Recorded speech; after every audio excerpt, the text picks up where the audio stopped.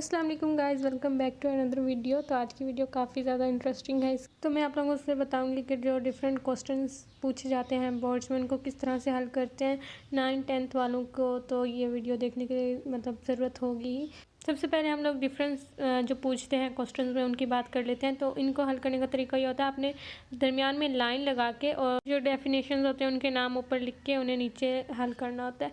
और इसको आपने 2 से 3 पॉइंट्स आप लोगों ने बताने होते हैं। डिफरेंस में आप लोगों ने सिर्फ डिफरेंस बताना होता है, उसको डिफ़ाइन नहीं करना होता। तो डेफिनेशन नहीं लिखनी होती डिफरेंस के अंदर, आपने सिर्फ उसको डिफ़ाइन करना होता है। और जो मेन वर्ड्स होंगे लाइक जो आपके डिफरेंस की बात होगी उसको आप लोग मार्कर के साथ हाईलाइट कर सकते हो या बोल्ड कर सकते हो, जो भी बोल लो। तो अपने पेपर में ब्लैक की जगह ब्लू मार्कर ज़्यादा यूज़ करना है आप लोगों ने।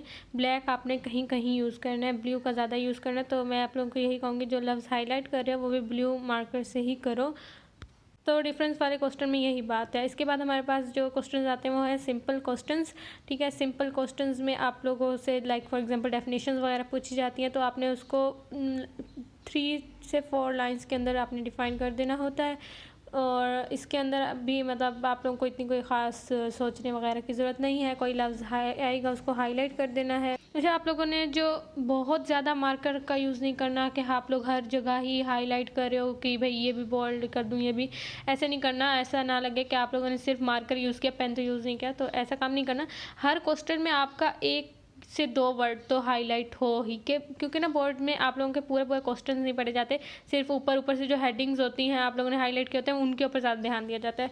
तो कॉन्सेप्चुअल जो क्वेश्चंस आते हैं फॉर एग्जांपल फिजिक्स, केमिस्ट्री, इन चीज़ों में, तो आप लोगों ने उसके अंदर पूरा पैराग्राफ ही लिख देना नहीं है। ठीक है, पैराग्राफ टाइप पूरा वो नहीं लिखना, जो मेन बात पूछी होती है वो लिखनी है।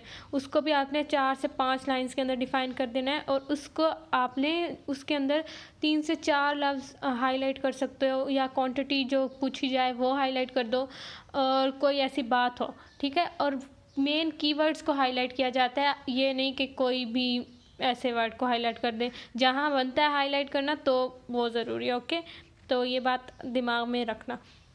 तो इन क्वेश्चंस को भी हल करने का यही तरीका है। इसके बाद जो नेक्स्ट क्वेश्चन आते हैं हमारे पास वो लॉन्ग क्वेश्चंस हैं। ठीक है, लॉन्ग क्वेश्चंस को एक अटैम्प्ट करने का तरीका होता है जिससे उनकी प्रेजेंटेशन सही लगे और फिर आपको उस हिसाब से नंबर मिलते हैं। फॉर एग्जांपल वो लोग हमसे पूछ लेते हैं कि इस चीज़ की टाइप्स बयान करें, तो सिर्फ डायरेक्ट टाइप्स लिखने बैठ जाओगे तो आपको सही हिसाब से नंबर नहीं मिलेंगे। आप लोगों ने जो लॉन्ग क्वेश्चन को अटैम्प्ट करना है उसमें सबसे पहले आप लोगों ने जो चीज़ पूछी गई है उसकी डेफिनेशंस लिखनी है 3 से 4 लाइंस के अंदर, और फिर उसकी इंपॉर्टेंस हो तो इंपॉर्टेंस लिख देना, या थोड़ी सी वर्किंग वगैरह जो होती है वो 3 से 4 लाइनों में लिखनी है। और फिर आप लोगों ने अपनी जो टाइप्स होती हैं वो लिखना स्टार्ट करनी है। डायरेक्ट टाइप्स ही आप स्टार्ट कर दोगे लिखना कि भाई इसकी 3-4 टाइप्स हैं और ये, तो ऐसे नहीं होता। आप लोगों ने पहले उस चीज़ की डेफिनेशन करनी है, उसकी फिर इंपॉर्टेंस लिखनी है और फिर उसके टाइप्स बयान करनी है। और हो सके तो एक चीज़ की एग्जांपल भी दे सकते हो उससे रिलेटेड, या वट जो भी चीज़ होगी। डिफरेंट सारे सब्जेक्ट्स की मैं इसके अंदर कवर कर रही हूँ। मगर लास्ट में वही बात, लॉन्ग को आप लोगों ने सिंपल लिख नहीं देना, उसके अंदर भी कुछ मेन कीवर्ड्स को आप लोगों ने हाईलाइट्स करके लिखना है। शॉर्ट में भी ये बात कर चुकी हूँ, लॉन्ग में भी मैं यही बोल रही हूँ। तो इस चीज़ का आप लोगों ने ख़ास ख्याल रखना है और बहुत ज़्यादा भी नहीं कर देना हाईलाइट।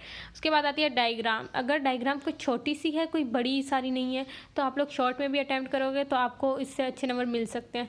लेकिन अगर वैसे तो आप शॉर्ट में डायरेक्ट जो पूछा गया वही लिखो तो चलेगा, उसकी डायग्राम की इतनी टेंशन नहीं है। लेकिन डायग्राम लॉन्ग में तो मस्ट है और उसको करना ही है तैयार, फिर ही आपके लॉन्ग में अच्छे नंबर आ सकते हैं। उसके अलावा लॉन्ग में जितनी ज़्यादा हेडिंग्स होंगी उतने ही आपके क्वेश्चंस की प्रेजेंटेशन अच्छी होगी और उतने ही ज़्यादा आपकी अच्छी चेकिंग होगी। क्योंकि जब आप हेडिंग्स बना के लिखोगे तो उन्हें पता चल जाएगा कि इसने ये भी बताया हुआ है, तो उन्हें पूरा रीड करने की ज़रूरत नहीं पड़ेगी क्योंकि आपने हेडिंग्स भी दी होंगी और हाइलाइट्स भी किए होंगे लफ्ज़।